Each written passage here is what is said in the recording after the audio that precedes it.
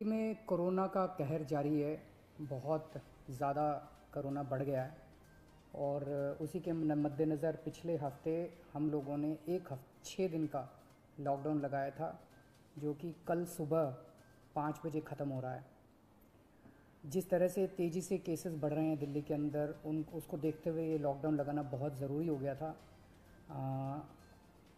ये एक तरह से आखिरी हथियार है कोरोना के से डील करने के लिए, लेकिन जिस तरह से केसेस बढ़ रहे थे, ये आखिरी हथियार इस्तेमाल करना ज़रूरी हो गया था। लेकिन अभी भी कोरोना का कहर जारी है और कोरोना कम नहीं हो रहा। तो इसीलिए उसके मद्देनज़र कई लोगों के भी, जनता के बीच में भी जब हम लोगों ने बात करने की कोशिश की, सबका मत यही है कि लॉकडाउन कभी और बढ़ाना चाहिए।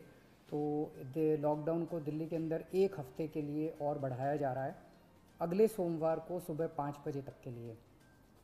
इस दौरान हमने देखा, लॉकडाउन के दौरान की संक्रमण दर, पॉजिटिविटी रेट जिसको कहते हैं, ये लगभग 36-37% तक पहुंच गई।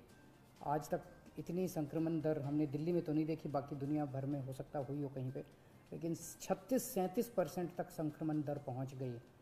पिछले 1-2 दिन से थोड़ी सी कम हुई है, आज 30 के नीचे आई है, 29 पॉइंट कुछ आई है। मैं ये नहीं कह रहा कि कोरोना ख़त्म होने की दिशा में जा रहा है, लेकिन ये अभी तथ्य हैं, अभी और कुछ दिन देखना पड़ेगा। हो सकता है बढ़ जाए, हो सकता है कम हो, लेकिन हम भगवान से प्रार्थना करते हैं कि कोरोना से हम लोगों को मुक्ति मिले। पिछले कुछ दिनों से हम देख रहे हैं कि दिल्ली में ऑक्सीजन की काफ़ी ज़्यादा समस्या हो रही है। दिल्ली में ऑक्सीजन की काफ़ी कमी महसूस हो रही है।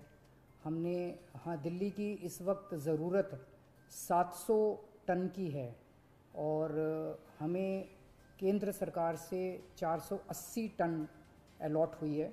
कल 10 टन और अलॉट किया केंद्र सरकार ने, 490 टन अब दिल्ली को अलॉट हुई है। लेकिन ये पूरी अलॉटमेंट भी अभी दिल्ली में नहीं आ रही है, इसका भी काफ़ी कम, एक तरह से कल 330-335 तक ही दिल्ली पहुंची है। तो 700 टन की ज़रूरत है इतने कोरोना की महामारी में, उसके मुकाबले में 330-335 ही पहुंच रही है। ये दिल्ली जो ऑक्सीजन की कमी है, दिल्ली के अंदर ऑक्सीजन पहुंच नहीं रही है, जगह जगह से जो ऑक्सीजन आनी है, ये एक बहुत बड़ा कारण है जो ऑक्सीजन की कमी जगह जगह अस्पतालों में महसूस हो रही है। लेकिन हमारे ऑफिसर्स, हमारे सभी मंत्रीगण, हमारे सभी लोग रात रात भर पिछले कुछ दिनों में, जब से ऑक्सीजन की कमी हुई है, एक एक अस्पताल जहाँ जहाँ कमी है वहाँ सप्लायर से, मैन्युफैक्चरर से, ट्रक ड्राइवर से जो लेके आ रहा है उससे फ़ोन कर करके कोशिश कर रहे हैं कि समय पे अस्पताल में पहुँचे।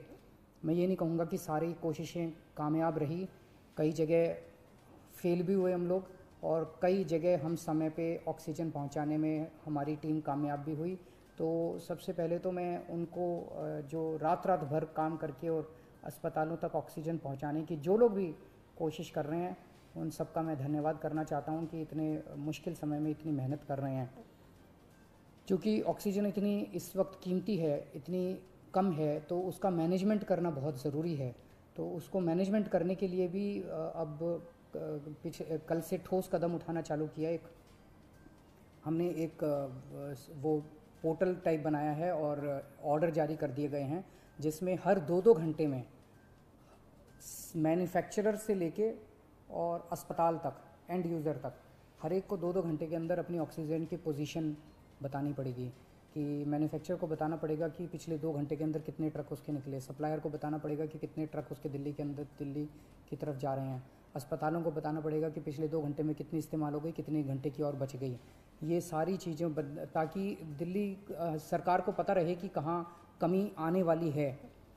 तो इसके अलावा केंद्र सरकार से काफ़ी सहयोग मिल रहा है। कल भी पूरा दिन केंद्र सरकार के अलग अलग मंत्रालयों के साथ हमारे ऑफिसर्स की टीम बैठी रही और दोनों टीमें, केंद्र सरकार और दिल्ली सरकार, अच्छे से मिल के काम कर रही हैं और कोशिश की जा रही है कि जो भी सप्लाईज़ आने में दिक्कत हो रही है, उन दिक्कतों को दूर किया जा सके। और मैं समझता हूँ कि आने वाले कुछ दिनों के अंदर ये बहुत ज़्यादा अफरा तफरी का जो आलम है, ये ठीक हो जाना चाहिए। कल हम पूरी कोशिश कर रहे हैं कि जहाँ से भी, और केंद्र सरकार से तो मदद मिल रही है, और भी जहाँ से भी हम लोगों को ऑक्सीजन मिल सके, ऑक्सीजन के टैंकर मिल सके, पूरे देश से, दुनिया भर से हम पूरी कोशिश कर रहे हैं। कल देश के सभी मुख्यमंत्रियों को मैंने चिट्ठी लिखी है कि अगर आपके यहाँ आपके राज्य में गवर्नमेंट में या किसी कंपनी में कोई ऑक्सीजन की पॉसिबिलिटी हो तो हमें ऑक्सीजन मुहैया कराइए, ऑक्सीजन टैंकर मुहैया कराइए। कुछ एक राज्यों के साथ बातचीत भी शुरू हुई है। जब भी कुछ कॉन्क्रीट नतीजे आएंगे मैं आपको ज़रूर बताऊंगा। लेकिन बहुत ज़्यादा कठिन परिस्थिति है। इन कठिन परिस्थितियों के अंदर सब मिलके काम कर रहे हैं। मैं उम्मीद करता हूं कि ये जो इतनी बड़ी इमरजेंसी क्रिएट हो गई है, इससे हम लोगों को जल्द छुटकारा मिलेगा। बहुत बहुत शुक्रिया।